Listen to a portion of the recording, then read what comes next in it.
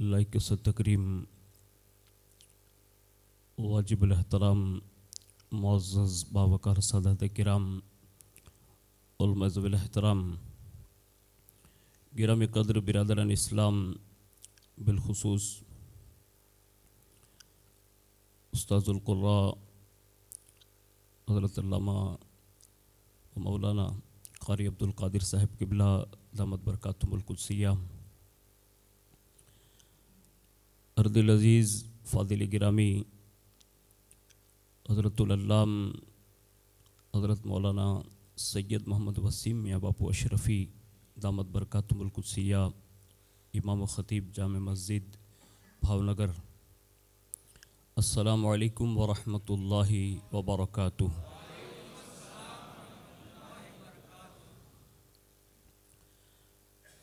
अल्हम्दुलिल्लाहि रब्बिल आलमीन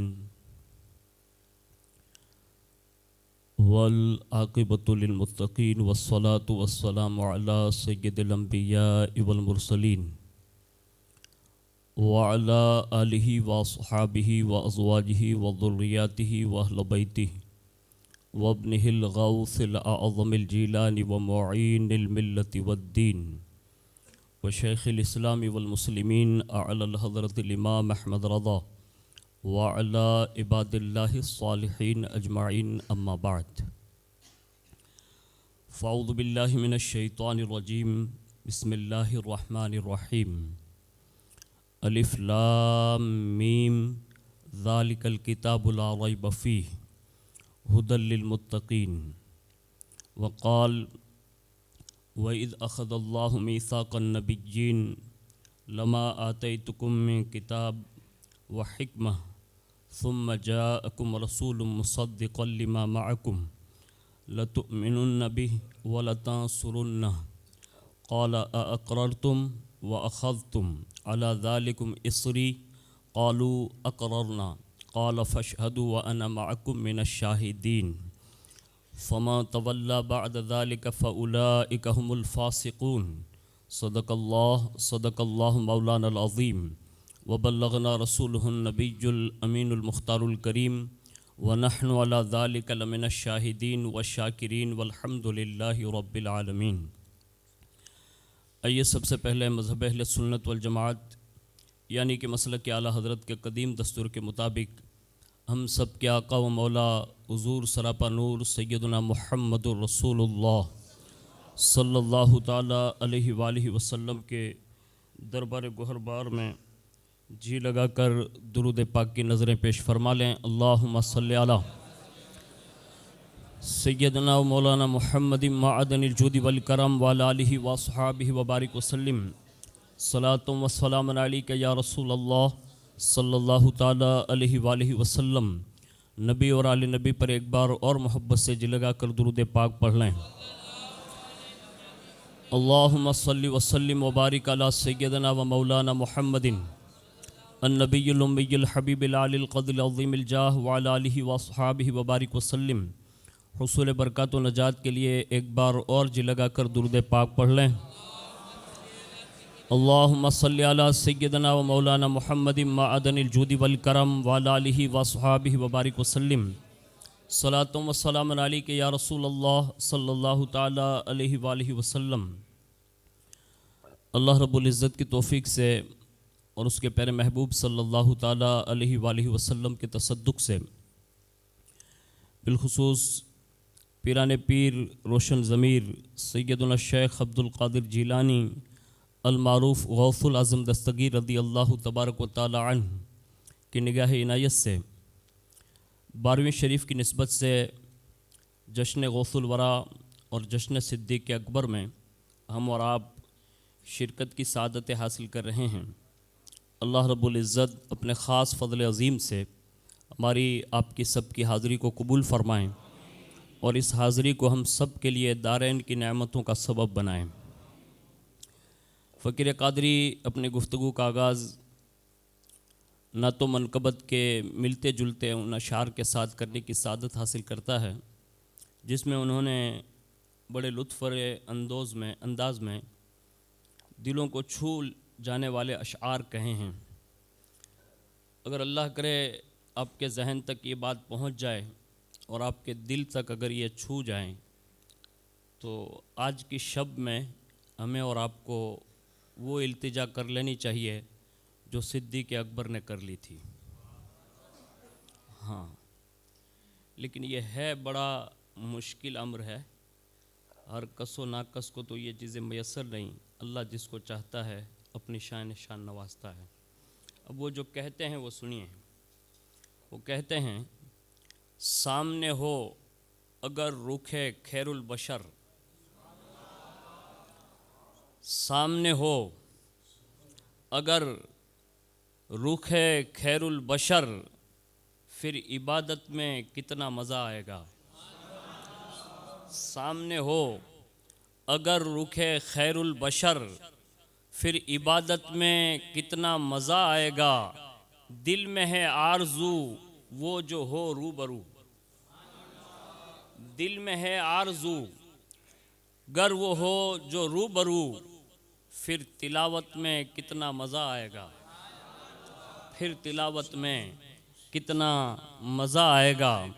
और कहते हैं, मुझको ऐसे ही बीमार रहने दो, मुझको ऐसे ही बीमार रहने दो, न दवा चाहिए न शिफा चाहिए। मुझे ऐसे ही बीमार रहने दो, न दवा चाहिए न शिफा चाहिए। मेरी लेने खबर अगर आ जाएं आका, मेरी लेने खबर आ जाएं गर आका, फिर इयादत का कितना मज़ा आएगा। फिर इयादत का कितना मज़ा आएगा। और आज के जश्न का ये महासल शेर कह लें। मेरा उन्वान जो है वो मैं अभी अर्ज़ करता हूँ, लेकिन ये पूरे इस जलसे का जो कुछ भी निचोड़ निकलेगा उसको उन्होंने पेश किया है। वो कहते हैं, सर पे सिद्दीक, सर पे सिद्दीक, आँखों में उस्मान हो। सर पे सिद्दीक, आँखों में उस्मान हो, धड़कनों में उमर और जाने जां हो अली। सर पे सिद्दीक, आँखों में उस्मान हो, धड़कनों में उमर, जाने जां अली हो। ये सभी हो मुअतबर हम सफ़र, ये सभी हो मुअतबर हम सफ़र, तो फिर रिफ़ाकत का कितना मज़ा आएगा। और आखिर में वो सुन्नत सिद्दीकियत को ज़िंदा करते हुए अपना वो इस्तगासा पेश करते हैं। यूँ समझ ले कि बारगाह पंजतन पाक में ये एक खिराज है। वो कहते हैं, बोले इब्ने अली करबला में सुनो, बोले इब्ने अली करबला में सुनो, सर कटाना भी है घर लुटाना भी है। कहते हैं, बोले इब्ने अली करबला में सुनो, सर कटाना भी है सर लुटाना भी है। सामने हो जब खुदा और सजदा हो अदा, जो उसकी शान शान है। सामने हो खुदा जब हो सजदा अदा, तो फिर कहते हैं शहादत में कितना मज़ा आएगा। एक बार बड़ी मोहब्बत के साथ दुरूद शरीफ पेश कर लें। अल्लाहुम्मा सल्ली अला सैयदना मौलाना मुहम्मदिम माअदनिल जूदी वल करम वाला आलिहि व अस्हाबिहि व बारिक वसल्लिम सलातुम व सलामुन अलैका या रसूल अल्लाह सल्लल्लाहु ताला अलैहि वालिहि वसल्लम। आज की इस अज़ीमुश्शान बज़्म में जिस उन्वान को लेकर फ़कीर कादरी हाजिर है वो है अफ़ज़लियत सिद्दीक़ अकबर। अब उस हवाले से पूरा एक चैप्टर है और हमारे बुज़ुर्गों ने तो बड़ी किताबें तहरीर कर दी है। अगर अल्लाह मौका दें तो कभी ये किताब है, इसको मंगाइएगा और इसको पढ़िएगा। ये पूरी किताब अत-तहक़ीक़ुल मतीन फ़ी तरतीबी खुलफ़ाए राशिदीन, इस पर मुकम्मल इन्होंने चैप्टर बांधे हैं। और उसमें यह साबित किया गया है कि अल्लाह तबारक व तआला ने हज़रात अंबिया किराम के बाद रसूलुल्लाह सल्लल्लाहु अलैहि वसल्लम की ज़ात वाला सिफ़ात के बाद अगर सबसे अफजल तरीन कोई शख्सियत गुज़री है उम्मत में तो कायनात उसे सैयदुना सिद्दीक़ अकबर रज़ी अल्लाह ताला अन्हु का नाम देती है। उस हवाले से मैं चंद बातें अर्ज़ करूँ। उसमें पहले एक आयत में आपके सामने अर्ज़ कर देता हूँ जिससे ये अंदाज़ा होगा कि इन्होंने कुरान अज़ीम की किन किन आयतों से सैयदुना सिद्दीक़ अकबर रज़ी अल्लाह ताला अन्हु के फ़ज़ाइल व कमालात को उजागर करने की कोशिश की है। नंबर एक, उन्होंने सूरह बकरा की इब्तिदाई आयत हुदल लिल मुत्तकीन अल्लज़ीना युमिनून बिल गैब व युकीमूनस्सलाह व मिम्मा रज़क़नाहुम युनफ़िक़ून, इसमें वो लिखते हैं कि इस आयत में 4 चीज़ों का जिक्र हुआ है। पहला तक़वा, दूसरा ईमान बिल गैब, तीसरे नंबर पर इकामत सलात और चौथे नंबर पर है इन्फाक फ़ी सबीलिल्लाह। ये 4 बातों का जिक्र किया उन्होंने। अब वो मुफस्सिरीन लिखते हैं कि इस आयत में जो सबसे पहली सिफत जिसकी जिक्र की और वो है तक़वा, और फरमाते हैं इससे मुराद यानी हुदल लिल मुत्तकीन से मुराद सैयदुना सिद्दीक़ अकबर की ज़ात है। आगे फरमाते हैं कि दूसरे नंबर पर जो उन्होंने बयान किया ईमान बिल गैब, उससे मुराद हज़रत सैयदुना फ़ारूक आज़म रज़ी अल्लाह ताला अन्हु की ज़ात वाला सिफ़ात है।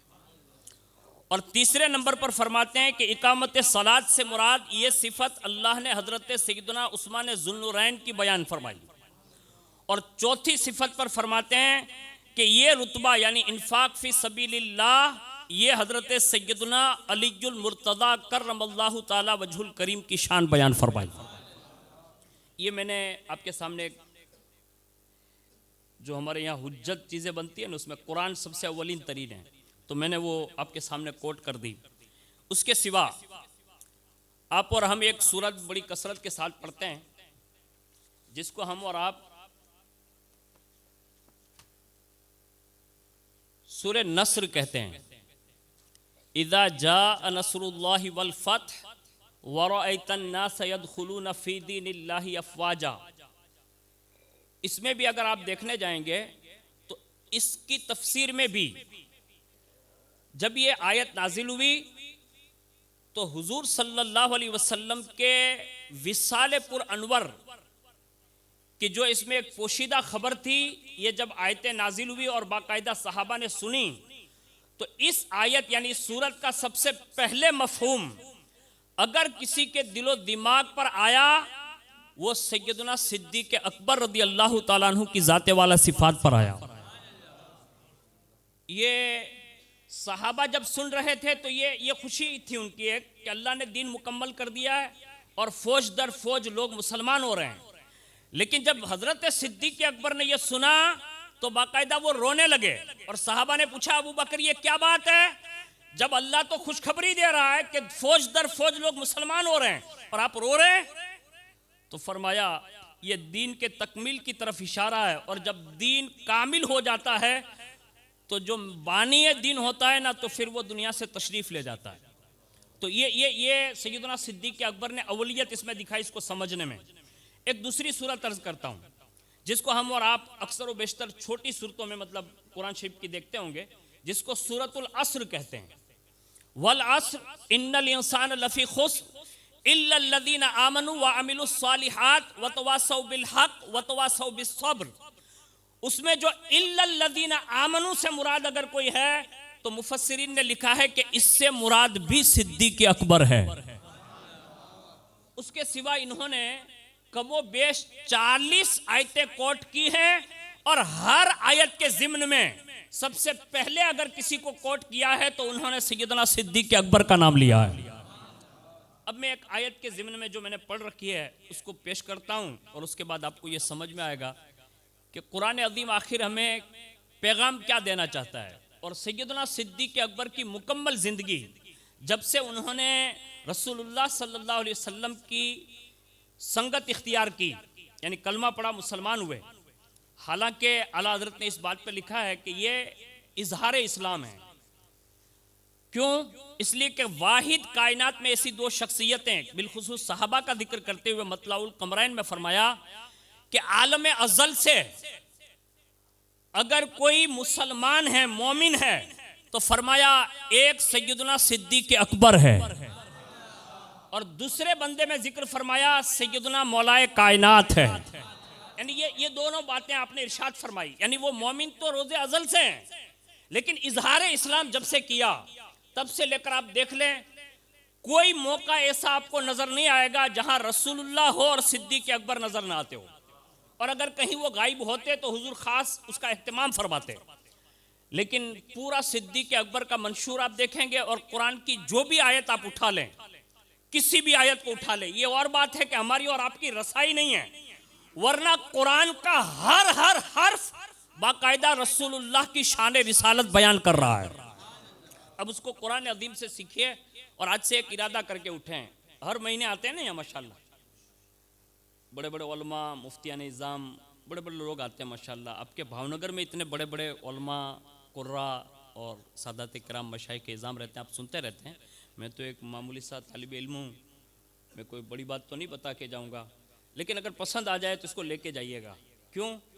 तकरीरें सुनना कमाल नहीं होगा, तकरीर में से अगर एक बात भी अमल हो जाए ना, तो ये सबसे बड़ा कमाल होगा। सैयदना सिद्दीक़ अकबर की ज़िंदगी को सिलसिले चिश्त के बुजुर्गों ने खास करके जब नोट किया, और हश्त बहिश्त जो मजमुआ है इसको आप उठा कर देख लें, उसमें सैयदना सिद्दीक़ अकबर रज़ी अल्लाह तआला अन्हु के हवाले से ये बात नकल है, और इसको ख्वाजा निज़ामुद्दीन औलिया रहमतुल्लाहि तआला अलैह ने अपने मलफूज़ात में इरशाद फरमाया है। और जब से ये मैंने पढ़ा है, यानी ये कौल पढ़ा, तब से मेरे दिल में भी ये बात है, और कोशिश ये करता हूँ, लेकिन मैं ये चाहता हूँ कि ये बात आम हो जाए, ताकि लोगों तक सैयदना सिद्दीक़ अकबर का ये अमल भी लोगों तक पहुँच जाए। हुजूर सल्लल्लाहु अलैहि वसल्लम का जब विसाल हुआ, अब जो एक लम्हे के लिए भी दूर होना पसंद ना करते हो, साहबा की तो शान ये रही है, एक लम्हे के लिए भी दूर रहना पसंद नहीं करते थे। हालांकि कुछ मजबूरियां रही, काम पर जाते थे, लेकिन वो हर वक्त दिल में महबूब की याद, और जैसे तड़प जाते तो हुजूर की बारगाह में पहुंच जाते। अब ये दौर जो हम गुजर रहे हैं, पूरी कायनात ये ताकत मिलाकर खड़ी है कि इस उम्मत को रसूलुल्लाह से दूर कर दिया जाए। ये पूरी दुनिया की ताकत लगी हुई है, और दुश्मन इतना जोर लगा रहा है, इतना जोर लगा रहा है कि शायद हमने कभी ख्वाबों में भी नहीं सुना था। इससे भी बड़ी कुव्वतें इस मामले में काम कर रही है कि ये मुसलमान जो टोपी दाढ़ी कुर्ते वाले लोग हैं, उनके सीने से हुजूर की मोहब्बत को जल्दी से निकालने के प्लानिंग बनाओ, और ये सदियों से बना रहे हैं।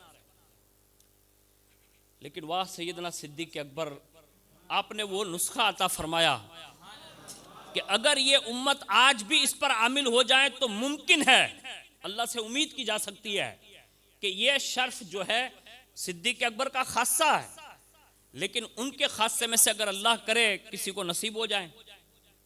अब वो खासा क्या था वो सुनिए। सिद्दीक़ अकबर रज़ी अल्लाह तआला अन्हु जीते जी तो हुजूर से करीब रहे ही, बाद विसाल भी आज भी करीब है। और मैं जब ये सिद्दीक़ अकबर के जश्न में बैठा हूँ, तो आपकी वाह वाह या दाद के सिवा मुझे इस बात पर इस वक्त यूँ उम्मीद है कि मैं शान सिद्दीकियत पढ़ रहा हूँ, और हुजूर अपनी शान गुंबद खदरा में जलवा फिगन है, करीब में सिद्दीक़ अकबर है। और जब हम और आप सिद्दीक़ अकबर की शान सुनते और बयान करते होंगे, तो जाहिर सी बात है कि हमारा तो एतकाद ये है कि दूरो नज़दीक के सुनने वाले वो काने लाले करामत पे लाखों सलाम। और इसी ज़िम्न में किसी और ने कहा कि हम यहाँ से पुकारे वहाँ वो सुने, मुस्तफ़ा की समात पे लाखों सलाम। यानी हुजूर सुन रहे होंगे, तो जब जाहिरी जिंदगी में हस्सान बिन साबित नाते मुस्तफ़ा पढ़ते तो हुजूर कहते थे, हस्सान मेरी नाते भी पढ़, मिंबर पर बैठा है कोई शेर मेरे अबू बकर की शान में भी कह दे। यानी हुजूर ये कहकर हस्सान बिन साबित से पढ़वाते थे। पता ये चला हुजूर ये चाहते थे जहां जहां मेरा भी जिक्र हो वहां वहां अबू बकर का भी जिक्र होना चाहिए। तो अगर आज हम और आप जामे मस्जिद भावनगर में बैठकर अगर ये जिक्र अबू बकर सिद्दीक कर रहे हैं तो हुजूर करम फरमाई रहे होंगे, सिद्दीक अकबर को कह रहे होंगे कि आज मेरी उम्मत के लोग अबू बकर आज तेरा जिक्र खैर कर रहे हैं। और ये छोटी मोटी बात नहीं है, दुनिया का प्रधानमंत्री किसी को याद कर ले तो लोग हवा में उड़ने लगते हैं, लेकिन मैं उस मर्द कलंदर की बात करता हूं कि अगर महबूब याद कर ले तो फिर वो अर्श पे भी याद किया जाता है। अब उनके जिंदगी का वो लम्हा जब हुजूर दुनिया से तशरीफ ले गए तो सिद्दीक के अकबर से ज्यादा किसको गम हो सकता है? साहबा सब अपने शान शान थे, हुजूर की जुदाई में वो रोए भी, गिड़गिड़ाए भी, यहाँ तक के साहबा के ताल्लुक से ये लिखा है कि वो उन्हें अपना भी पता नहीं था, यानी इतने वो गमजदा थे हुजूर की जुदाई पर। अब सिद्दीक के अकबर का क्या हाल हुआ होगा वो हम और आप बेहतर समझ सकते हैं कि क्या हाल रहा होगा। लेकिन उस पोजीशन में किसी ने हजरत सैयदना अबू बकर सिद्दीक से एक बार पूछ लिया, जो मैं असल बात बताने जा रहा हूँ, जिसको ख्वाजा निज़ामुद्दीन औलिया ने लिखा है। फरमाते हैं कि किसी ने पूछा कि अबू बकर, हुजूर जब तक बाक़ायदे हयात रहे, साथ साथ रहे, अब तो हुजूर दुनिया से तशरीफ़ ले गए, अब ये रातें कैसे बीतती है? दिल पर हाथ रखिएगा, मैं आपको तंज करने नहीं आया, मैं कोई बड़ा वो भी नहीं, लेकिन आप और हम सब मिलकर कोशिश करेंगे आज की इस बज़्म में और बारगाह सिद्दीक अकबर में ये हमारी बात पहुंच जाए और हुजूर तवज्जो फरमा लें। हमारी रातें इस वक्त बड़ी तेज़ी के साथ फजूल जा रही है और इतनी बड़ी तेज़ी के साथ ये हमला हमारी उम्मत पर हुआ कि हम उसका कभी ख्वाब भी देखे नहीं थे। लेकिन सिद्दीक के अकबर से जब पूछा ने कि हुजूर के विसाल के बाद आपकी पोजीशन क्या रही, यानी हुजूर को आप देख नहीं पाते हैं बज़ाहिर पर्दे में, क्या जवाब दिया? अल्लाह अकबर। फरमाते हैं मेरी कोई रात ऐसी बीती ही नहीं जिसमें मैंने हुजूर को देखा ना हो।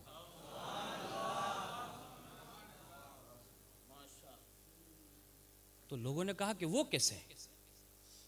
तो कहते हैं, कहा जैसे हुजूर का विसाल हुआ उसी शब्द से मैंने सूरे मुज़म्मिल पढ़ना शुरू किया और मैं सूरे मुज़म्मिल पढ़ता उसी रात में रसूलुल्लाह का दीदार कर लेता था। आपसे मैं उम्मीद कर सकता हूँ, मैं कोई आमिल नहीं हूँ, लेकिन एक पैगाम दे रहा हूँ, कुरान से जोड़ने का ये तरीका भी यही है। इस सूरत की फजीलत ख्वाजा निज़ामुद्दीन औलिया ने 2.5 सफ़े में बयान फरमाई है।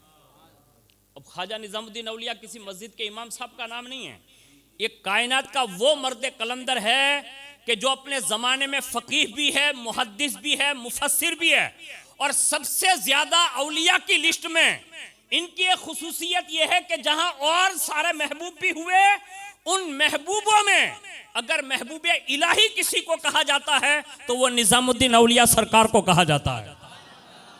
और एक बात खूबी की बताऊं, सबको वली कहा जाता है, सबको वली कहा जाता है, लेकिन पूरी विलायत की दुनिया में अगर औलिया किसी लफ्ज के साथ ज्वाइंट है, किसी के नाम के साथ, तो वो वाहिद निज़ामुद्दीन औलिया है, यानी वो उस शान के मालिक हैं। अब उन्होंने ये बात लिखी है। अब हमें और आपको चाहिए कि हम जिंदगी में ये कोशिश जरूर करेंगे कि जश्न सिद्दीक के अकबर में आए हैं तो कम अज कम रात में मगरिब की नमाज के बाद या इशा की नमाज के बाद या जब भी आपको रात में मौका मिले एक बार सूरह मुज़म्मिल ज़रूर पढ़ेंगे। और उसके फ़ायदे कितने हैं वो किसी आमिल से आप पूछेंगे, बिलखुसूस कारी साहब हैं, हमारे सैयद साहब हैं, यहाँ कारी साहब बैठे हुए हैं, उनसे पूछिएगा इसके कितने फ़ायदे हैं। मैं जो कुरान अज़ीम की आयत तिलावत किया हूँ उसको मैं कोट कर देता हूँ और अपनी गुफ्तगू को अपने मौजू की तरफ ले चलता हूँ। अल्लाह रब्बुल इज़्ज़त ने इरशाद फरमाया, ए रसूल याद कीजिए जब अल्लाह ने तमाम नबियों से पुख्ता अहद लिया कि मैं तुमको जो किताब और हिकमत दूं, फिर तुम्हारे पास वो रसूल तशरीफ़ ले आएं जो उस चीज़ की तस्दीक करने वाले हों जो तुम्हारे पास है, तो तुम ज़रूर ज़रूर उन पर ईमान लाना और उनकी मदद करना। और आगे फरमाया, क्या तुम इकरार करते हो, यानी इस मामले में इकरार करते हो और मेरे इस अहद को कबूल कर लिया? उन्होंने कहा हाँ, हमने इकरार किया, बस गवाह रहना, मैं भी तुम्हारे साथ गवाहों में हूं। यानी अल्लाह फरमाता कि मैं भी तुम्हारे साथ गवाहों में हूं। और फिर यूं इरशाद फरमाया, फमा तवल्ला बाद ज़ालिका फउलाइका हुमुल फासिकून। फरमाया फिर उसके बाद जो इस अहद से फिरा सो वही लोग नाफरमान है। ये खिताब डायरेक्ट अंबिया किराम अलैहिमुस्सलाम से हैं। मुफस्सिरीन ने लिखा है कि यह आलम अरवाह में एक इजलास हुआ और उस इजलास में अल्लाह रब्बुल इज़्ज़त ने अंबिया की रूहों से खिताब फरमाया और तमाम के तमाम पैगंबर उसमें मौजूद, उनकी रूहें मौजूद, और अल्लाह इकरार ले रहा है कि मेरा महबूब अगर आ जाए तो तुम सबकी जिम्मेदारी है कि सबसे पहले उन पर ईमान लाना, दूसरे नंबर पर फरमाया उनकी मदद करना, और फरमाया इस पर इकरार करते हो, इकरार भी करवाया, फिर खुद भी गवाही लिलवाई। कहा गवाही, कहा हाँ, तो कहा तुम सब पर मैं गवाह हूं। यानी ये निजाम बनाया। अब इस आयत की ज़िम्न में अंबिया किराम अलैहिमुस्सलाम के ज़माने में हुजूर तशरीफ नहीं लाए, सब बात है, हुजूर आखिरी नबी है, हुजूर बज़ाहिर तशरीफ नहीं लाए, लेकिन उनसे ये इकरार लिया गया जो खिताब और जो बात अंबिया अलैहिमुस्सलाम से कही गई थी कि ईमान लाना, और जब महबूब आ गए तो महबूब के आने के बाद अगर सबसे पहले इस आयत पर अगर देखने जाएं और अमल करने में अगर किसी ने सबकत फरमाई तो दुनिया उससे सिद्दीक़ अकबर का नाम देती है। यानी सबसे पहले कलमा पढ़कर मुसलमान होना, ईमान ले आना, ये सिद्दीक़ अकबर रज़ी अल्लाह तआला अन्हु की खुसूसियत में है और उनकी अवलियत में भी ये बयान किया गया। हमारे उलमा और ख़ास करके अइम्मा मुज्तहिदीन ने इसको तत्बीक दी है। लेकिन मर्दों में सैयदना सिद्दीक़ अकबर का नाम है, यानी तीन है ना, सिद्दीक़ अकबर, मौलाए कायनात और हज़रत ज़ैद बिन हारसा, लेकिन तीनों में नाम में सिद्दीक़ अकबर का नाम पहले लिखा है और हज़रत खदीजतुल कुबरा रज़ी अल्लाह तआला अन्हा का नाम दिया है। ये चार शख्सियतों के नाम दिए हैं। अब इससे पता ये चलता है, इससे मालूम ये होता है कि कुरान अज़ीम की इस आयत पर सबसे अव्वलीन तरीन अगर सबसे पहले सबकत किसी ने की तो वो सैयदना सिद्दीक़ अकबर ने सबकत फरमाई। अब मैं अफजलियत के हवाले से इस वक्त जो हालात बने हुए हैं और हमारे और आपके कम इल्म होने की वजह से इस वक्त एक बड़ा तूफ़ान पूरी दुनिया भर में है और इसको थोड़ा संजीदगी से समझने की हम और आप कोशिश करेंगे तो हमें और आपको ये पता चलेगा कि अफजलियत सिद्दीक़ अकबर मानना ये हमारे अकायद में दाखिल है। और ये इस बात पर आला हज़रत रहमतुल्लाहि तआला अलैह ने एक कौल इरशाद फरमाया अपना, और आला हज़रत ने ये बात इरशाद फरमाई कि इस पर बाकायदा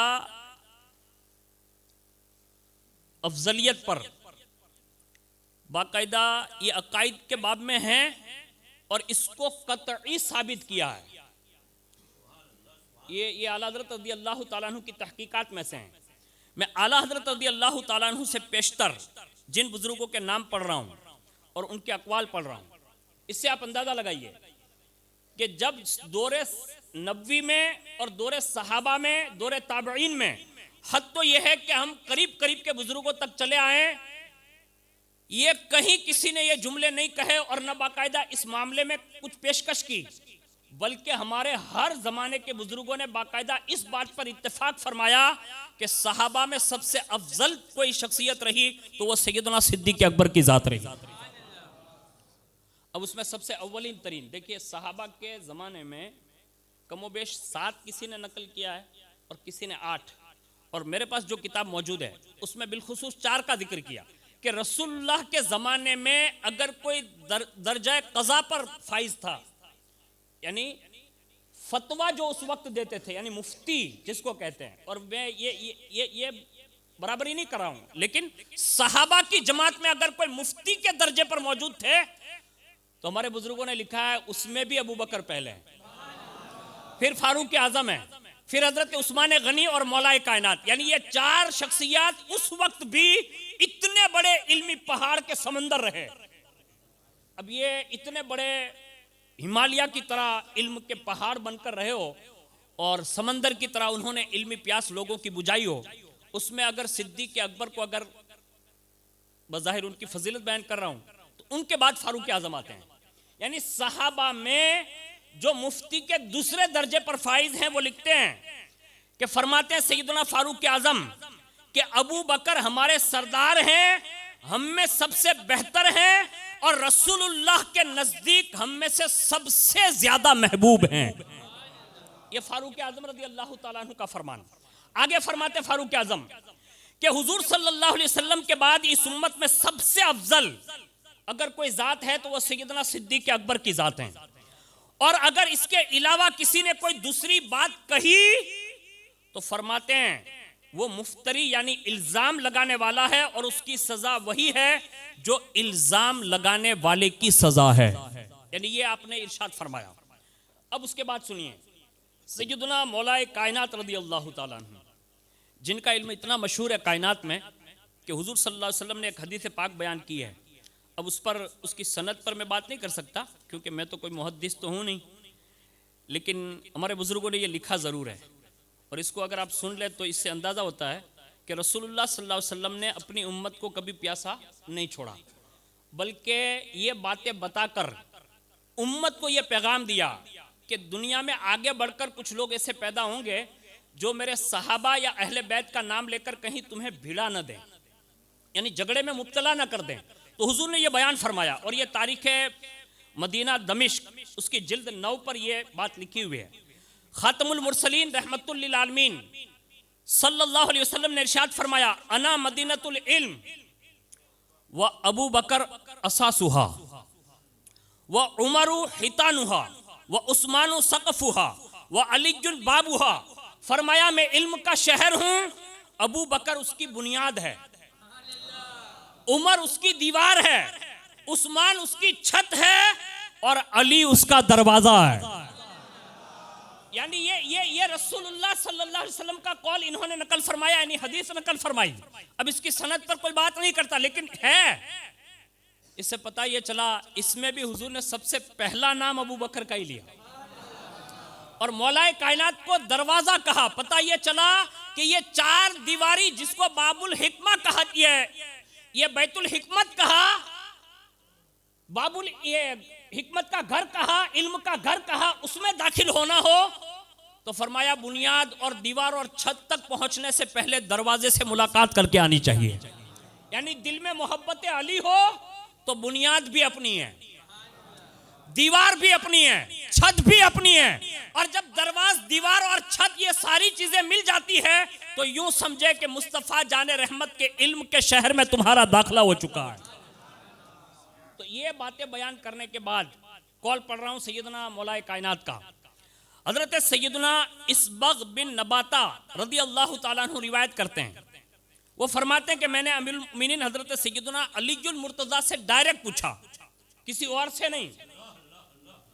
यानी मौलाए कायनात से यह सवाल है, और मैंने अभी मुफ्तियों की लिस्ट में आपको बता दिया, डायरेक्ट उनसे इस्तफसार किया, इस उम्मत में यानी रसूलुल्लाह की उम्मत में हुजूर के बाद सबसे अफजल कौन है? तो डायरेक्ट मौलाए कायनात ने बिला किसी तवक्कुफ के इरशाद फरमाया, इस उम्मत में सबसे अफजल अबू बकर सिद्दीक है।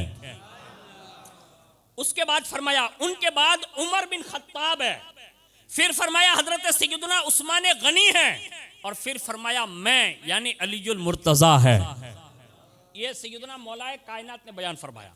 आगे सुनिए, फरमाते हैं हजरत सैयदना अब्दुल्ला इब्ने उमर, और ये भी कोई आम बंदे का नाम नहीं है, ये वो शख्सियत है जिसको अल्लाह ने बड़ा रुसूख अता फरमाया। हमारे यहाँ जितने भी अहादीस से दलाइल मिलते हैं ना, जिसको कतई ये हुज्जत बनाने के लिए, तो इनमें हजरत अब्दुल्ला इब्ने उमर का कौल लिया जाता है। मैं कहता हूँ कि ये इतनी बड़ी शख्सियत है जो रसूलुल्लाह सल्लल्लाहु अलैहि वसल्लम के ज़माने में और फारूक आज़म के ज़माने में तो बड़े मशहूर हुए। वो फरमाते हैं कि हम रसूलुल्लाह के ज़माने मुबारक में सबसे अफजल शुमार करते थे तो सबसे अफजल सिद्दीक अकबर को शुमार करते, उनके बाद उमर बिन खत्ताब को, और उनके बाद उस्मान बिन अफ़्फ़ान को शुमार करते थे। आगे फरमाते हजरत सैयदना अबू हुरैरा, उन्होंने भी यही बात कही कि सबसे अफजल अबू बकर है, फिर सैयदना फारूक आज़म, फिर उस्मान गनी, फिर वो खामोश हो जाते।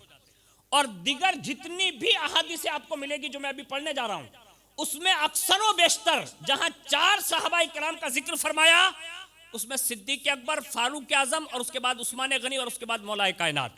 यानी सहाबा की जमात ये हमें और आपको पैगाम दे रही है कि सहाबा के ज़माने में भी, बिलखुसूस रसूलुल्लाह के ज़माने में, खुद रसूलुल्लाह ने भी अगर ये पैगाम हमें और आपको दिया है तो हमारा और आपका ये एतकाद होना चाहिए कि सहाबा की जमात में सैयदना सिद्दीक़ अकबर ही सबसे अफजल है।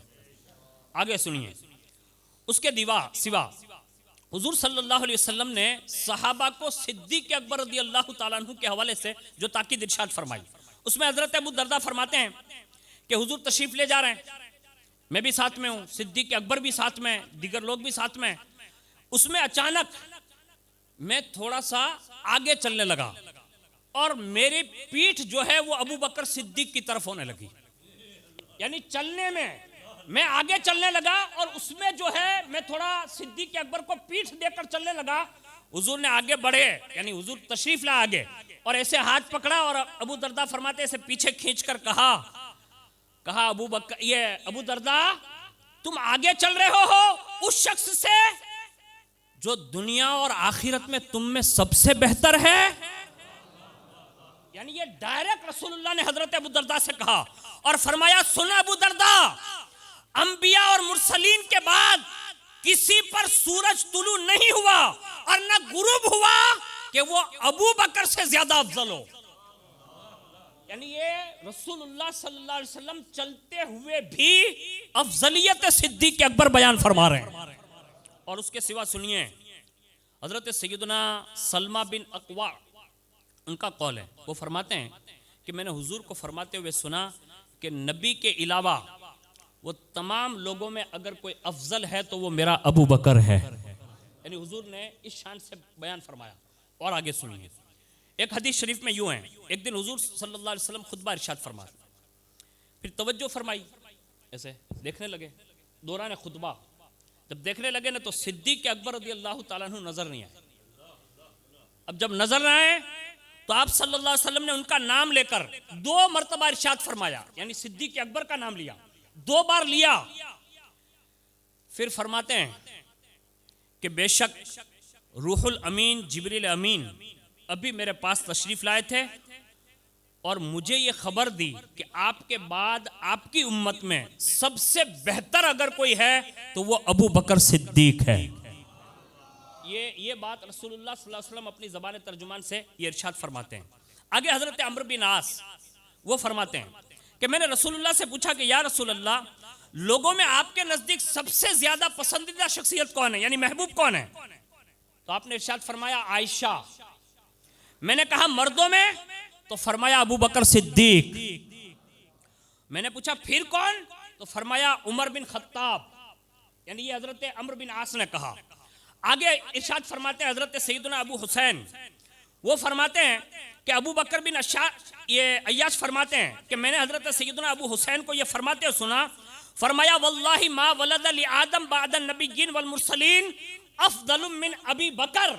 फरमाया अंबिया मुरसलीन के बाद हजरत आदम की औलाद में सिद्दीक अकबर से अफजल कोई पैदा ही नहीं हुआ। यानी ये बात आपने बरसरे मिंबर बाकायदा इरशाद फरमाई। आगे हमारे बुजुर्गों ने जो बात बयान की है, ये उलमा की जमात बैठी हैं, उलमा किराम दोनों तरफ हैं, वो जानते होंगे। अल्लामा नसफी अलैहि रहमा वो लिखते हैं कि नबी करीम सल्लल्लाहु अलैहि वसल्लम के बाद अफजलुल बशर हजरत सैयदना सिद्दीक अकबर है, फिर फारूक आज़म है, फिर हजरत उस्मान गनी है, फिर हजरत अलीजुल मुर्तदा करमल्लाहु ताला वजुल करीम है। ये 4 शख्सियतों के नाम लिए। उसके बाद हजरत इमाम आज़म रदी अल्लाह ताला अन्हु जो करोड़ों हनफियों के इमाम हैं, उनकी ज़बान तर्जुमान से आप फरमाते हैं कि अंबिया के बाद तमाम लोगों से अफजल हजरत अबू बकर सिद्दीक है, फिर उमर है, फिर उस्मान है, फिर अली इब्न अबी तालिब रिदवानुल्लाहि ताला अलैहिम अजमाइन है। यानी ये इमाम आज़म रदी अल्लाह ताला अन्हु। इमाम शाफई जो रसूलुल्लाह की अहले बैत से इस हद तक मोहब्बत करते थे कि वो अपने किसी अमल पर फख्र नहीं करते थे। फरमाते थे अगर मुझे किसी बात पर फख्र है कि कयामत के दिन अगर मेरा फैसला हो और मेरा हिसाब किताब हो, अगर मेरी नजात किसी बात पर मुनहसिर हो सकती है तो फरमाते हैं कि वो रसूलुल्लाह के खानदान की मोहब्बत की वजह से हो सकती है। यानी अपने आप को इतना मशगूल कर लिया था, फना कर लिया था अहले बैत की मोहब्बत में, लेकिन वो भी अपनी ज़बान तर्जुमान से ये कहते हैं कि तमाम सहाबा और ताबईन का इस बात पर इजमा है। कौन? इमाम शाफी कह रहे हैं इस बात पर इजमा है कि तमाम उम्मत में सबसे अफजल अबू बकर सिद्दीक है।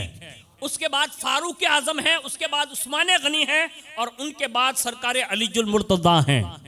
यानी ये इमाम शाफी रज़ी अल्लाह ताला अन्हु ने भी इस बात की निशानदेही फरमाई। एक और शख्सियत बता रहा हूँ, अल्लाह करे मैं नाम ले रहा हूँ, मैं उनकी सीरत कमा हक़ नहीं पढ़ सकता, हालांकि मैं इसको पढ़ भी सकता हूँ ताकि ये उन्वान कमा हक़ लोगों तक पहुँच जाए। इमाम मालिक का नाम आपने सुना होगा। ये इमाम मालिक वो शख्सियत है कि उन्होंने एक मरतबा फ़र्ज हज अदा कर लिया और वो मदीनतु रसूल आ गए। उसके बाद ज़िंदगी में कभी नफली हज अदा नहीं फरमाई। लोगों ने पूछा कि आपने दूसरा हज आप क्यों नहीं करते, तो फरमाते बस ये आखिरी तमन्ना यही है कि मौत आए तो महबूब के शहर में आए। और हुजूर ने भी इतना उन पर करम फरमाया, इतना करम फरमाया कि हमारे बुजुर्गों ने उनका इश्क बयान करते हुए लिखा है कि जब वो मदीना शरीफ पहुंच गए, उसके बाद मुकम्मल ज़िंदगी जब तक वो हयात रहे, हर रात में वो रसूलुल्लाह का दीदार फरमाते थे। यानी ये इतनी बड़ी शख्सियत इमाम मालिक के हवाले से हम और आप सुनते रहते हैं। हज और मदीना शरीफ में उम्रा के लिए जाने के मौके पर ये हमारे उलमा बयान करते हैं। ये इमाम मालिक हैं, वो फरमाते हैं। इमाम मालिक से पूछा गया अंबिया किराम के बाद लोगों में सबसे अफजल कौन है? इरशाद फरमाया अबू बकर सिद्दीक। कहा फिर? कहा उमर फारूक। यानी ये बात इमाम मालिक ने बयान फरमाई। आगे सुनिए, जिसके जश्न में हम जिनके नाम पर 11वीं शरीफ के मौके पर हम और आप अपना सब कुछ लुटाते हैं, यानी पूरी दुनिया विलायत जिसको कहें, और इस वक्त पूरी दुनिया का निज़ाम अगर किसी के इशारे से चल रहा है तो दुनिया उसे सरकार गौसियत माब रदी अल्लाह ताला अन्हु का नाम देती है। हाँ, हुजूर गौसे पाक रदी अल्लाह ताला अन्हु का इस मामले में क्या मौक़िफ़ था वो खुद बयान फरमाते हैं। महबूब सुबहानी, शहबाज लामकानी, हज़रत सैयदना शेख अब्दुल कादिर जिलानी हसनी हुसैनी गौसुल आज़म दस्तगीर रदी अल्लाह ताला अन्हु फरमाते हैं कि अशराए मुबशरा में, यानी वो 10 सहाबा जिसको जन्नत की बशारत है, फरमाते अशराए मुबशरा में से अफजलीन तरीन 4 खुलफाए राशिदीन है और उन चारों में भी सबसे अफजल अबू बकर सिद्दीक है। यानी गौसे पाक रज़ी अल्लाह ताला अन्हु का भी ये फरमाना है कि इन 4 में भी अफजल तरीन हजरत सैयदना सिद्दीक अकबर है, उनके बाद हजरत फारूक आजम है, उनके बाद उस्मान गनी है और उनके बाद फरमाया अलीजुल मुर्तज़ा सरकार मौलाए कायनात हैं। और इन चारों के लिए हुजूर सल्लल्लाहु अलैहि वसल्लम की खिलाफत भी साबित है। यानी जिस अंदाज में खिलाफत है इसी अंदाज में इनकी फजीलतें भी हमारे बुजुर्गों ने बयान फरमाई। ये चंद बातें मैंने इस मौजू के हवाले से जो आपके सामने पेश कर दी। अब उनके मरातिब अल्लाह उसके रसूल ने जो बयान फरमाए, बिलखुसूस अहादीस में अल्लाह उसके रसूल ने जो बातें बयान फरमाई, उनमें से एक मुकालिमा पहले सुना देता हूँ। उन्हीं बुजुर्गों के ज़माने में एक वाक़या पेश आया था और ये हमारी और आपकी ज़िंदगी में हमें और आपको भी करना चाहिए, क्योंकि हम और आप ज़िंदगी थोड़ी बहुत इधर उधर रुखी रुखी गुजारते हैं। हालांकि कुछ लोगों के औसाफ ऐसे होते हैं कि जिसको अगर बंदा ज़िंदगी में उतार लेना तो फिर वो दोनों जहान में कामयाब हो जाता है। उन्हीं औसाफ में से, बारगाह सिद्दीकियत में से जो सबसे ज़्यादा अल्लाह ताला ने जो आपके औसाफ अता फरमाए, अब कितने हैं उसको तो अल्लाह बेहतर जाने, लेकिन जो हदीस पाक में इसको बयान किया गया ना वो मैं पेश कर देता हूँ। अगर एक भी खसलत इसमें से अगर हमने और आपने अपना ली तो मैं ये समझता हूँ ये ज़िंदगी गुजारने का बेहतरीन मौका हो सकता है। उसमें से खुद हज़रत सैयदना सुलेमान बिन यसार रिवायत करते हैं कि अल्लाह के प्यारे हबीब सल्लल्लाहु अलैहि वसल्लम ने एक बात इरशाद फरमाते हुए फरमाया का अच्छी खसलतें 360 है। ये हुजूर बयान फरमा रहे हैं, यानी अच्छी खसलतें, अच्छी आदतें, अच्छे अखलाक, अच्छे किरदार, उसके औसाफ बयान करते हुए हुजूर ने फरमाया ये 360 हैं। और अल्लाह ताला जब किसी के साथ भलाई का इरादा फरमाता है, अल्लाह जिसके साथ भलाई का इरादा फरमाता है तो उस जात में एक खसलत पैदा फरमा देता है। यानी 360 है, लेकिन जब एक के साथ भलाई का इरादा फरमाता है उस 360 में से एक खसलत लेकर उसके अंदर पैदा फरमाता है और फरमाया उसी के सबब वो जन्नत में दाखिल कर दिया जाता है। अब ये 360 खसलतें किसी से ढूंढिएगा, मालूम कीजिएगा कि ऐसी कौन सी 360 खसलतें थी जिसको हुजूर ने बयान फरमाया। आज हम लोग जो है ना बहुत कुछ तलाश करते हैं, लेकिन जो हमारे काम की और जन्नत तक पहुंचाने वाली चीज़ें ना, उसको हम कम तलाश कर रहे हैं। हाँ, इसको हमें ज़्यादा से ज़्यादा तलाश करनी चाहिए। जो रसूलुल्लाह ने बयान फरमाई, 360 खसलतें फरमाया, एक भी अगर पैदा हो गई तो वो जन्नत में दाखिल फरमा देता है। अब हुजूर ये बयान कर रहे हैं, अभी जैसे मैंने हुजूर का मतलब फरमान आपके सामने पेश किया ना, अब हुजूर बयान फरमा रहे हो और साहबा का मजमा हो तो कैसा माहौल रहा होगा। यानी वो खसलतें अपने आप में तलाश करने लगते थे कि ये हम में से किसी में है कि नहीं, और ये सबका अपना अपना तुर्रा इम्तियाज रहा। जब भी हुजूर ने कोई बात बयान फरमाई, सामने खड़े हो जाते थे और अर्ज करते थे, या रसूल अल्लाह, एक सवाल अर्ज है, यानी आप पर हमारे माँ बाप फिदा हो जाएं, और उसके बाद सवाल अर्ज करते अदब के साथ, और हुजूर बयान फरमाते। अब जब हुजूर ने ये बयान फरमाई ना कि अल्लाह रब्बुल इज्जत ने 360 खसलतें पैदा फरमाई है और जिसके साथ वो भलाई का इरादा फरमाता है तो एक उसमें डाल देता है, और ये खसलत उस बंदे को जन्नत में दाखिल फरमा देती है। उस मजमे में से सबसे अव्वलीन तरीन सवाल के लिए कोई खड़े हुए तो वो भी सैयदना अबू बकर सिद्दीक खड़े हुए। यानी कितनी लगन थी। मैं कभी कभी ये सोचता हूँ, क्योंकि मैं भी छोटा मोटा वो तालिब इल्म हूँ किसी मदरसे में, तो आज कोई मसला वसला पूछता नहीं है करे साहब, क्या गलत कह रहा हूँ मैं गलत तो नहीं कह रहा हूँ। अब तो लोग इमामों को आकर मसला समझाने लगते हैं। हाँ, अब कोई पूछने वाला नहीं है, बस अपने मन में जो तबीयत में आया बस उसी पे अमल हो रहा है। अभी याद रखिएगा, जिसका जो काम हो ना वो उसको करना चाहिए। मिसाल के तौर पर तहकीकी मसाइल जितने भी है, उस पर ये सिर्फ मुफ्तियाने निज़ाम का काम है, इसमें आलिम और फाजिल भी नहीं, सिर्फ तहकीक के काम है। वो सिर्फ मुफ्ती साहब जिम्मेदार है जिन्होंने तहकीक की होती है, उसके सिवा उसमें किसी को हाथ पैर मारने की जरूरत नहीं होती। दूसरा, अगर कोई ज़रूरी मसाइल है जो हमारे रोज़मर्रा के हैं तो वो भी देखें कि जय्यद आलिम दीन है कि नहीं, यानी कानून शरीयत, बहार शरीयत, फतवा रज़विया शरीफ, आलमगिरी और दिगर जो उसूल फ़िक़ह की किताबें हैं उस पर उनकी गहरी नज़र है कि नहीं। यानी जो मसाइल पर दस्तरत रखते हो उन्हें ही इजाज़त है कि वो मसले बयान करें। आप मुझे देखेंगे मैं तकरीर में कोई मसला बयान नहीं करता हूँ बाबू, क्यों? आपने वाली बात आसान, बापू रजा दे जाए तो इसमें मसला अपने कहाँ बयान करेंगे, अपने कोई मुफ्ती साहब थोड़ी है। तकरीर कर लेना और है, लेकिन किसी मसले की तहकीक पेश करना यह बहुत बड़ी जिम्मेदारी वाला काम है। मैं तो एक पीर साहब के पास बैठा हुआ था, वो भी बड़े आलिम दीन है माशाल्लाह, फादिल है, तो उन पर फ़ोन आया एक बार, मैं भी बैठा हुआ था, दूसरे लोग भी बैठे हुए थे, तो लोगों को जल्दी होती है ना, तो उन्होंने वो फ़ोन पे किसी ने मसला पूछा। अब वो मसले का जवाब अभी पीर साहब देते, फ़ोन रखा, उन्होंने कहा मैं मुफ्ती साहब से पूछ के आपको बताऊंगा। तो इतने में मुरीद बोलता है कि वो क्या मसला पूछा, मैं भी वहीं बैठा हुआ। यानी मुरीद अब पूछ रहा है कि पीर साहब मसला क्या पूछा उसने, यानी ऐसा लगता था कि जैसे वो अभी जवाब देगा। यानी जल्दीपन होता है ना कभी कभी, ऐसा कभी ना करें, क्योंकि हमारे दिन में सिर्फ हाँ और ना में बहुत बड़ा फ़र्क आ जाता है, इसको याद रखिएगा आप। मुझे कोई मसला पूछता है ना, आज भी अल्हम्दुलिल्लाह मेरी आदत है, आप कभी भी व्हाट्सएप पे देखिएगा, मैं किसी को नहीं कहता कि मैं फ़लाँ हूँ, मैं फ़ौरन कहता हूँ कि ये मुफ्ती साहब के नंबर हैं, आप उनसे रब्ता कायम कर लें। क्योंकि तकरीरों की किताबों पर नज़र होना ये अफजलियत नहीं है, फ़िक़्ह की किताबों पर नज़र होना ये सबसे बड़ी अफजलियत है।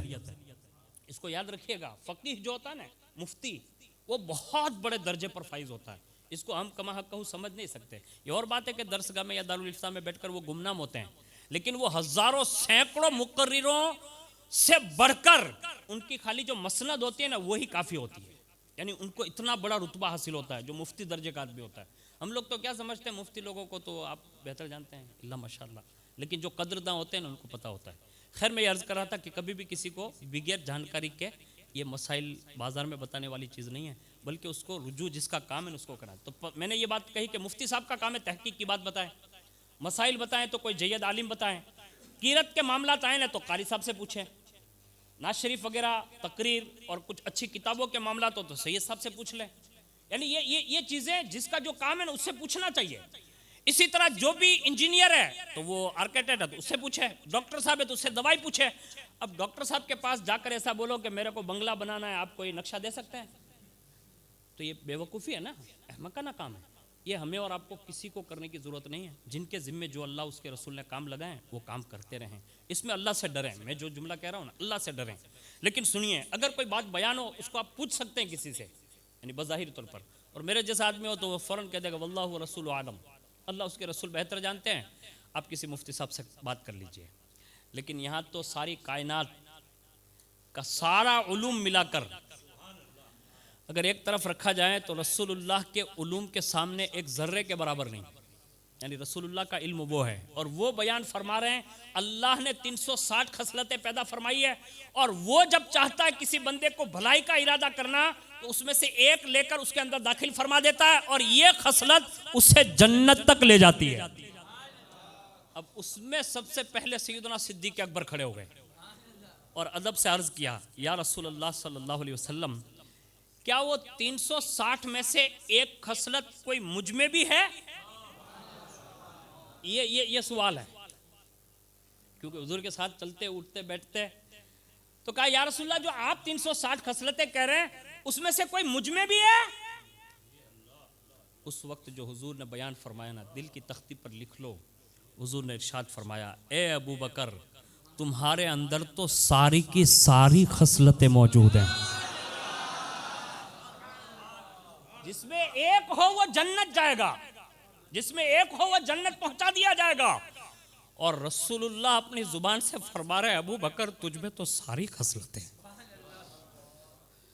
यारो, मैंने एक सूफी दर्जे के बंदे से सुना है, करीब में आए थे पालीताना, आप लोग शायद पहचानते नहीं होंगे कभी, लेकिन मेरी बड़ी उम्मीद थी कि मैं उनसे कभी मिल लूँ।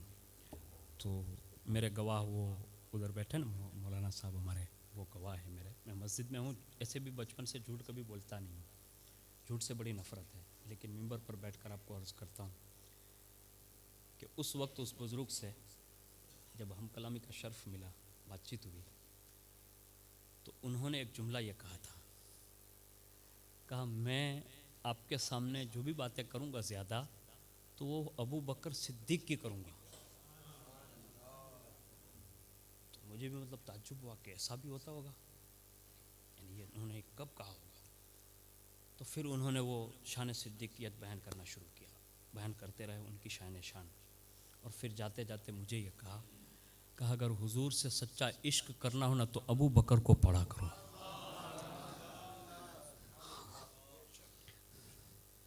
पढ़ो यारो, आप इतने सारे लोग आए, हर साल जश्न सिद्दीक़ अकबर मनाते कि नहीं? अभी देर है, बज़ाहिर 22 तारीख को आ रहा है, लेकिन ये तो निस्बत के एतबार से तारीख आती है 12वीं शरीफ की, तो उस निस्बत से बयान कर देते हैं हम लोग। लेकिन आपसे मेरी गुजारिश है, मोबाइल का दौर चल रहा है, एक दो रिसाले, एक दो किताबें डाउनलोड करो और 2-3 सफ़े से घुमाओ तो सही, कितनी बड़ी बड़ी बातें मिलती है, आपको मालूम है? ये देखिए, ये भी मैंने दौरान सफ़र भी पढ़ी और मस्जिद में आकर मैंने ये सफ़ा भी लिया, उसमें हुजूर की एक हदीस मिली, अल्लाह, यानी वो बुज़ुर्ग ने जो बात कही ना, कहा कि अगर हुजूर से इश्क है तो अबू बकर सिद्दीक़ को पढ़ो। तो ये किताब में इन्होंने ये हदीस नकल की, इरशाद फरमाया, कोई चीज ऐसी अल्लाह ताला ने मेरे सीने में नहीं डाली जिसको मैंने अबू बकर के सीने में न डाल दिया हो। ये हदीस शरीफ का मफहूम, यानी रसूलुल्लाह फरमा रहे हैं कि अल्लाह ताला ने कोई भी ऐसी चीज जो मेरे सीने में डाली है, ऐसा नहीं हुआ कि मैंने वो चीज अबू बकर के सीने में मुंतकिल ना कर दी हो। ये अबू बकर का सीना, हम लोग सब भूल गए, सही बता रहा हूं, भूल गए हम सब भूल। हम किसको पढ़ रहे हैं मालूम है? दुनिया के ऐरे गहरे नत्थु खैरों को पढ़ रहे हैं।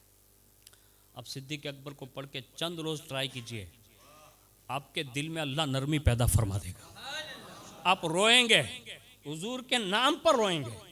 मैंने खंबात शरीफ में एक बुजुर्ग के मतलब जबान से सुना, वो खंबात शरीफ में मेहमान बनकर आए थे और उन्होंने फरमाया था, कहा हम वो लोग हैं कि जब रसूलुल्लाह का नामे नामी सुनते हैं तो हम रोने लगते हैं। यानी सदियों के बाद हुजूर के नाम से इतना इश्क है। आज हमें और आपको वो इश्क कहाँ नसीब। लेकिन ये सिद्दीक़ अकबर रज़ी अल्लाह ताला अन्हु की ज़ात मैंने आपके सामने पेश कर दी है। कोशिश कीजिए, सिद्दीक़ अकबर को पढ़िए, और जब सिद्दीक़ अकबर को पढ़ने लगोगे ना तो इनाम कितने बड़े मिलेंगे और कितनी बड़ी खसलतें मिलेगी वो तो हम और आप नहीं बता सकते। लेकिन उनका एक मुकालिमा पढ़ देता हूँ, और उनकी बात उनकी ज़बानी कर देता हूँ। अल्लाह करे आपको समझ में आ जाए कि अल्लाह ताला ने इन नुफूस कुदसिया को जिन औसाफ से नवाजा था, और ये लोग बड़ी तेज़ी के साथ उम्मत के बड़े खैरखा रहे, और इतने बड़े खैरखा रहे कि एक साहबी रसूल बयान करते हैं कि मैं अक्सर ये देखा करता था कि मस्जिद नबी से सब इशा के बाद फौरी तौर पर जो भी काम होता जल्दी निकल जाते, लेकिन अगर सबसे ज़्यादा देर तक कोई शख्सियतें बैठी रहती तो फरमाते एक अबू बकर सिद्दीक होते और दूसरे फारूक आज़म होते। यानी ये वो साहबी बयान कर रहे हैं। तो एक दिन मुझे तशवीश हुई कि आखिर ये बातें क्या करते हैं, सुने तो सही। उन्होंने वो बातें सुनने के लिए मतलब अपना रुकना पसंद कर लिया। वो फरमाते हैं कि जब ये उनकी नशिस्त ख़त्म हो गई और जब वो बाहर निकले तो मैंने सैयदना सिद्दीक़ अकबर से पूछा, कहा रात देर देर तक ये क्या बातें आप करते हैं? कुर्बान जाएं, हुजूर सल्लल्लाहु अलैहि वसल्लम की नशिस्तों में ये दो यार जो बातें करते थे ना, तो फरमाया महबूब की ज़बान से जो सुनते और जो बातें वो कहते हम भी अपनी बातें कहते, और ये बातों का उन्वान ये होता कि इस उम्मत को भलाई तक कैसे पहुंचाया जाए। यानी खैर खाही, पूरी उम्मत की खैर खाही। आज हमारे अंदर से खैर खाही निकल चुकी है। ये सिद्दीक़ अकबर का वस्फ़ है, ये खसलत है।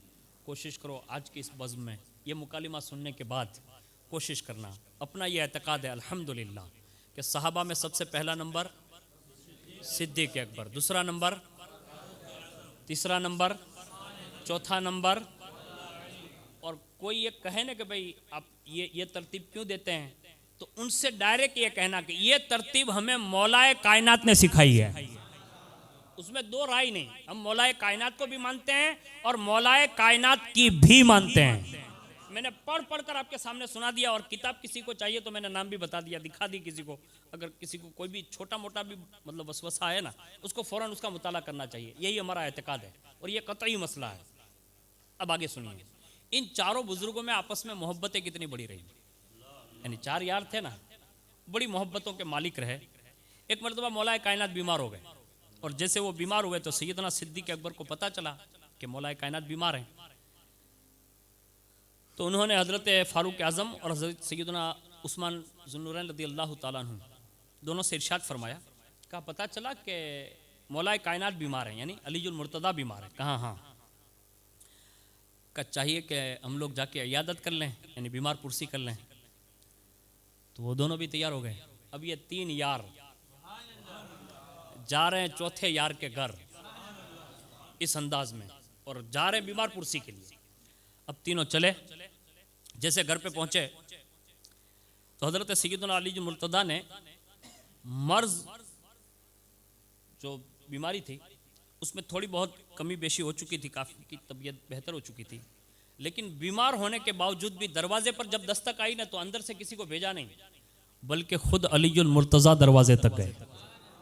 यानी खुद दरवाज़ा खोला, यानी दरवाजे पर पहुंचे, और जैसे ही दरवाजे को मतलब वाह किया तो क्या देखा कि तीन हस्तियां दरवाजे पर खड़ी है, सैयदना सिद्दीक़ अकबर, फ़ारूक आज़म, उस्मान गनी रज़ी अल्लाह ताला अन्हु।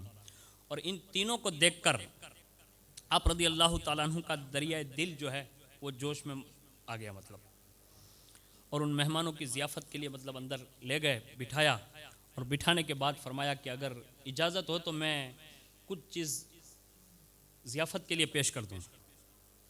तो कहा आपको इजाज़त है। तो घर में अंदर जो बर्तन रखे हुए थे उसमें चेक किया, तो एक बर्तन था साफ शफाफ, और उसमें थोड़ा सा शहद था, और वो एक फ़र्द के लिए काफ़ी हो सकता था, यानी एक आदमी को हो सकता है, ज़्यादा के लिए नहीं। अब वो एक ही था प्याला, उसी में शहद था, लिया,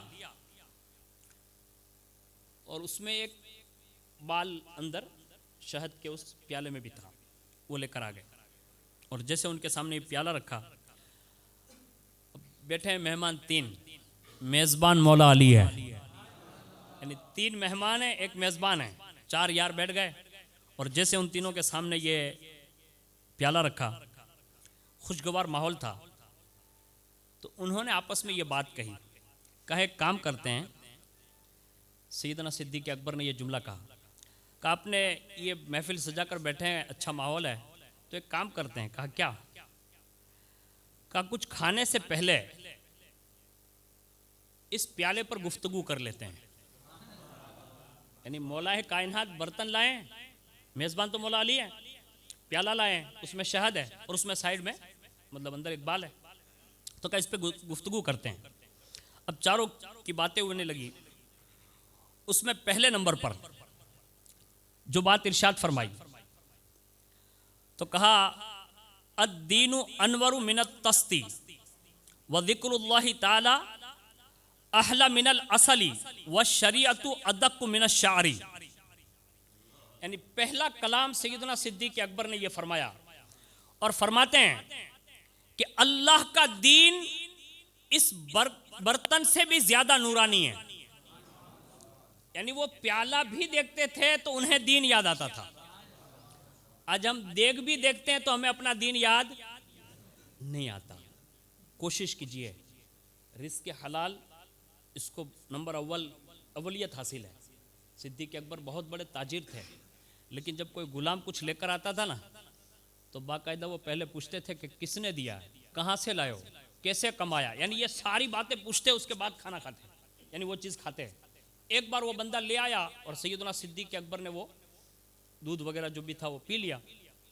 और जब गुलाम ने कहा ना कि हुजूर पहले तो ऐसा होता था, इस बार आपने ऐसा नहीं किया, तो आपने उसी वक्त यानी लरस गए। कौन? सिद्दीक़ अकबर। मुंह में उंगली डाली और जो पिया था ना वो सारा बाहर निकल गया। और फिर अल्लाह से कहते कि मौला जितनी मेरी ताकत और वुसअत थी वो मैंने तो बाहर कर दिया, अगर कोई चीज़ अंदर रह गई तो वो अपने फजल से माफ़ फरमाना। यानी ये कुछ खाते भी थे ना तो उससे पहले ये जिक्र करते थे, वो अपना दीन याद करते थे। तो पहला जुमला इरशाद फरमाया अल्लाह का दीन इस बर्तन से भी ज्यादा नूरानी है और अल्लाह का जिक्र करना ये इस शहद से भी ज्यादा मीठा है। आगे फरमाते शरीयत इस बाल से भी ज्यादा बारीक है। यानी ये बातें सैयदना सिद्दीक़ अकबर रज़ी अल्लाह ताला अन्हु ने इरशाद फरमाई। और उसके बाद फरमाते हैं कि फारूक आज़म रज़ी अल्लाह ताला अन्हु ने अपनी ज़ुबान से ये इरशाद फरमाया अल जन्नतु अनवरु मिनत तस्ती व नईमुहा अहला मिनल असली व सिरातु अदक्कु मिनश शारी। फरमाया जन्नत इस बर्तन से भी ज्यादा नूरानी है। खाने से पहले जन्नत को याद किया। कहा ये जन्नत, ये जन्नत इस बर्तन से भी ज्यादा नूरानी है। इसकी नेमतें अल्लाह ने शहद से भी ज्यादा मीठी रखी है। और फरमाया पुल सिरात बाल से भी ज्यादा बारीक है। ये जुमले इरशाद फरमाए। उसके बाद हजरत उस्मान गनी ने ये जुमले इरशाद फरमाए अल कुरानु अनवरु मिनत तस्ती व क़िराअतहु अहला मिनल असली व तफसीरुहु अदक्कु मिनश शारी। फरमाते हैं कुरान पाक इस बर्तन से भी ज्यादा नूरानी है। यानी कुरान याद किया। और आगे फरमाते हैं इसकी तिलावत शहद से भी ज्यादा मीठी है। और फरमाया इसकी तफसीर बयान करना ये इस बाल से भी ज्यादा बारीक है। अब ये तीन मेहमानों ने अपनी मतलब गुफ्तगू मुकम्मल फरमाई। अब मौला कायनात की बारी है। अब जैसे मौला कायनात ने अपनी ज़बान को खोला ना तो इरशाद फरमाया अज़्ज़ैफ़ु अनवरु मिनत तस्ती वल कलामु ज़ैफ़ी अहलल मिनल असली वल कल्बुहु अदक्कु मिनश शारी। इरशाद फरमाते हैं मेरे घर में तशरीफ़ लाने वाले मेहमान इस बरकत से भी ज़्यादा साफ सुथरे हैं, यानी नूरानी है। और फिर फरमाया उनका कलाम यानी उन्होंने जो गुफ्तगू की तो फरमाया वो शहद से भी ज्यादा मीठा कलाम था। और फरमाया उनका दिल, ये मौला कायनात का जुमला है, तफसीर रूहुल बयान में इस मुकालिमे को नकल किया गया। फरमाया इनका दिल इस बाल से भी ज्यादा बारीक और नाजुक है। अब ये मौला कायनात रज़ी अल्लाह ताला अन्हु ने खुद अपनी ज़बान ने फ़ैज़ तर्जुमान से ये बातें इरशाद फरमाई। अब हमें और आपको भी चाहिए कि हम सहाबा के मामले में और अहले बैत अतहार के मामले में अपने बुज़ुर्गों को पढ़ें और अपने बुज़ुर्गों ने जो बातें असलाफ़ ने कही है ना उसी बात और उसी नहज पर ज़िंदगी गुजारें। अल्लाह से उम्मीद करते हैं कि अल्लाह ताला क़यामत के दिन जब उठाएगा ना तो 4 यारों के फैज़ान से इंशाअल्लाह हमें जन्नत में दाखिला अता फरमाएगा।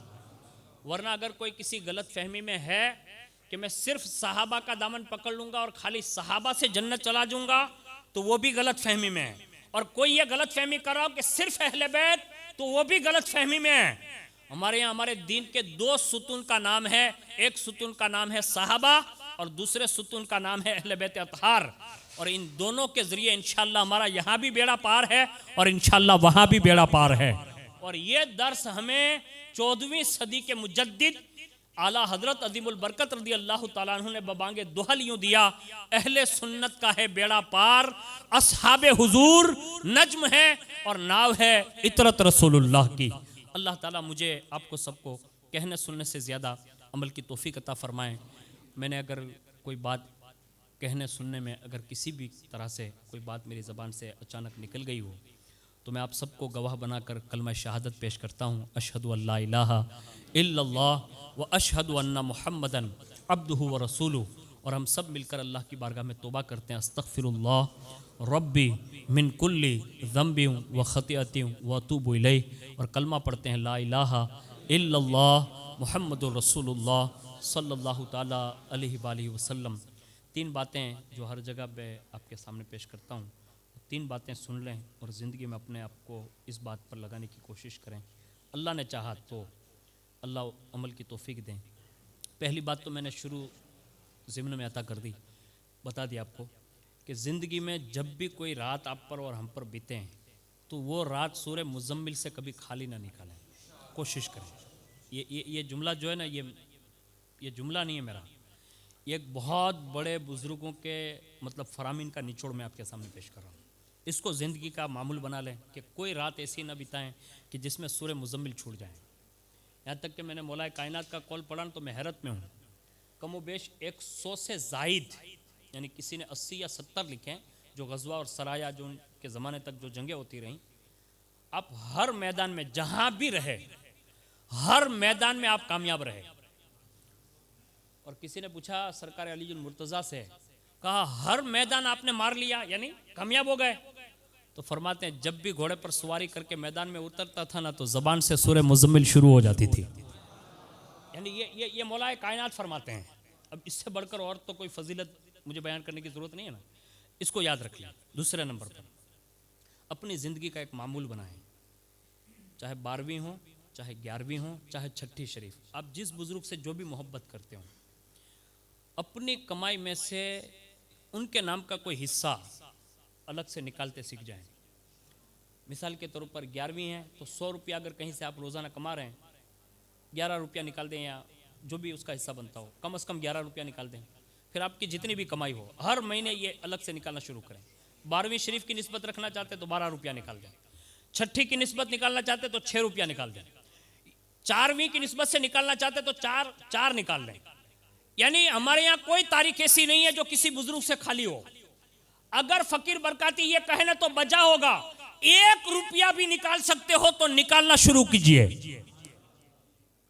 अगर आपने ये शुरू कर दिया, अल्लाह गवाह, अल्लाह के घर में कह रहा हूं कि अल्लाह जिंदगी में कभी आपको फाका कशी का शिकार नहीं होने देगा। तलाश कर लें, आप जिन्होंने भी ये किया ना, आप उसको पूछ लीजिएगा। मैं खुद अपना मुशाहिदा बता रहा हूँ और अपना तजर्बा बता रहा हूँ। कोशिश कीजिए, आप शुरू कर दीजिए। और आखिरी काम, कुरान, ये अल्लाह की वो वाहिद किताब है जिसको आज पूरी दुनिया महवे हैरत है, उसमें डूबी हुई है। जब भी आप पढ़ोगे ना तो आपको नई कोई चीज़ मिलेगी। लेकिन उसमें एक काम यह करना, इजाफे के लिए कह रहा हूँ, कुरान पढ़ें, आप बगैर माने के पढ़ें तो भी कुरान कुरान है, तर्जमे के साथ पढ़ें तो भी कुरान कुरान है, तफसीर के साथ पढ़ें तो भी कुरान कुरान है।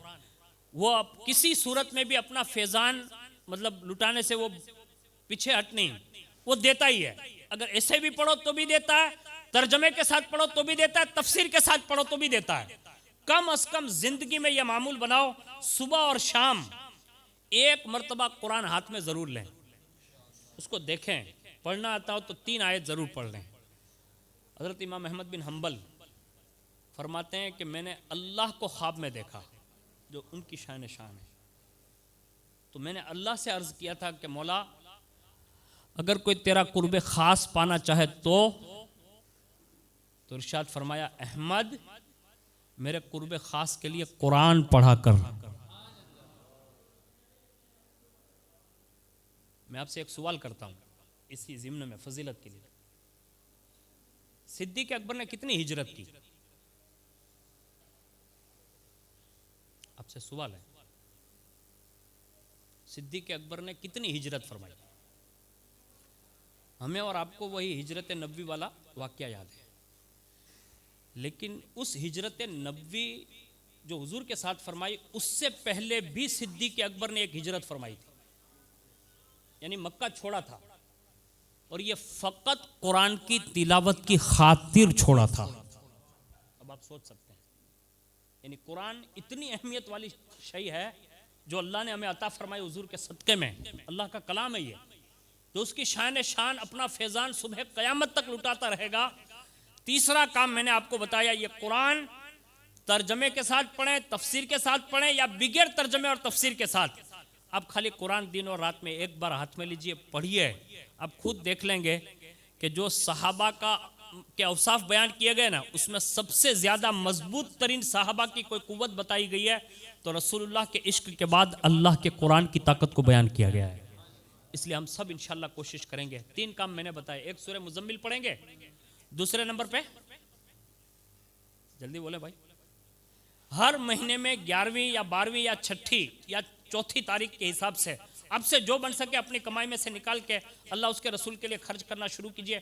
और ये आप किसी को भी दे सकते हैं, इसको याद रखिएगा, ये मसला भी हमें याद रहना चाहिए। हम जो अल्लाह के लिए निकाल लेना, वो किसी को भी आप दे सकते हैं। आप निकालना शुरू कर देंगे, अल्लाह ऑटोमेटिक देना शुरू कर देगा। और तीसरा काम मैंने ये बताया कि ज़िंदगी में कुरान अज़ीम को रात और दिन में ज़रूर देखें। अल्लाह ताला इसकी बरकत अता फरमाएँ। आमीन या रब्बल आलमीन। अस्सलामु अलैकुम।